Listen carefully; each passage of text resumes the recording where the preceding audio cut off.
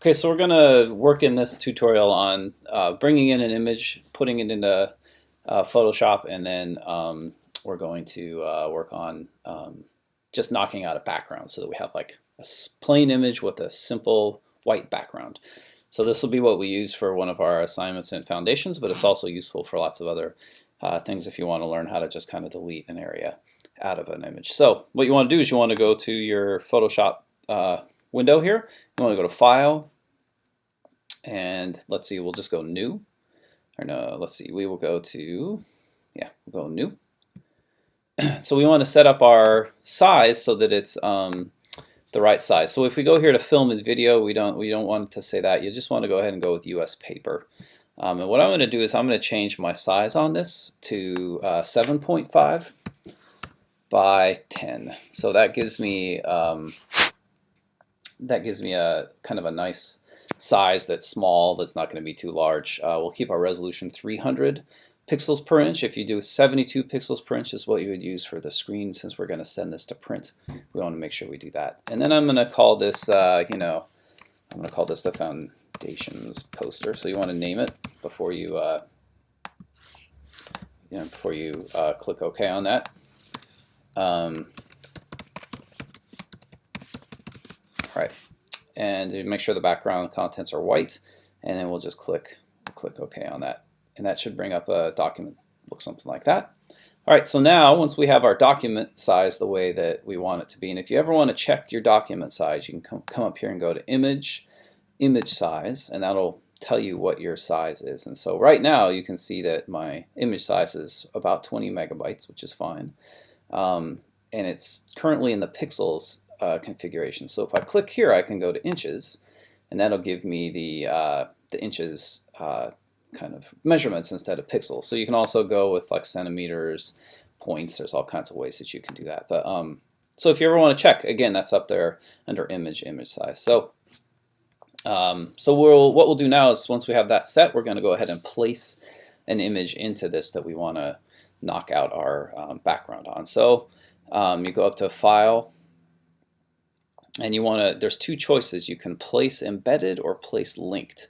And Photoshop has this system where, in order to save sort of memory and make your file sizes smaller, you can either choose to link to a file, which means it's just gonna, Photoshop's just gonna place an approximation of what that image would look like into your file, but it's not gonna place that actual image. So let's say you have a really huge photo that's, 100 megabyte photo.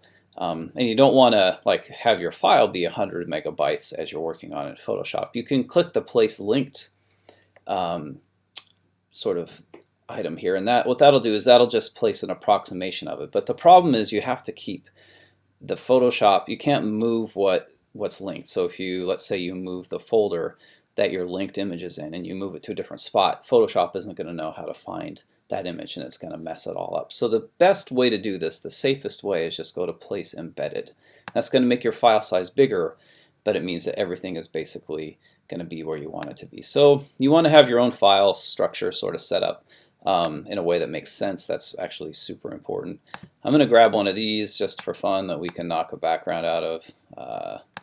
Let's see, maybe we'll do this one. So we'll click Place on that, and you'll see that it's going to place it in there. And whenever you see Photoshop has kind of these crosshairs through your image, that means that it hasn't fully placed this object, and it's placing this as a smart object, which just means that whenever I go in there and delete something, I'm not permanently deleting the pixels out of it.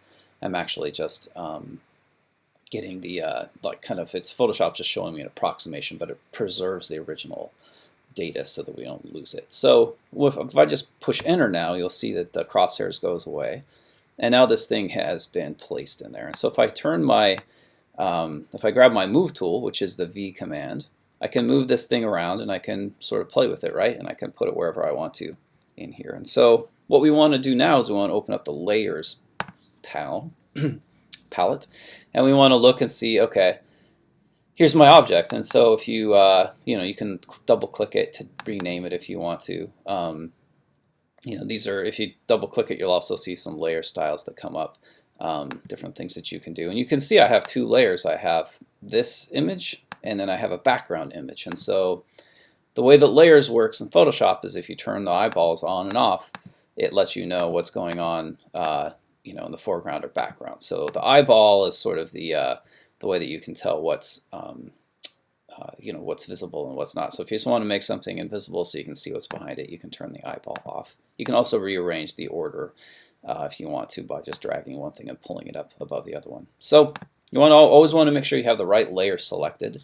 So if I'm trying to do something and it's not working, sometimes I just have the background layer selected instead of the foreground layer. So I'm going to grab that. I'm going to go ahead and work on editing and adjusting this part of it.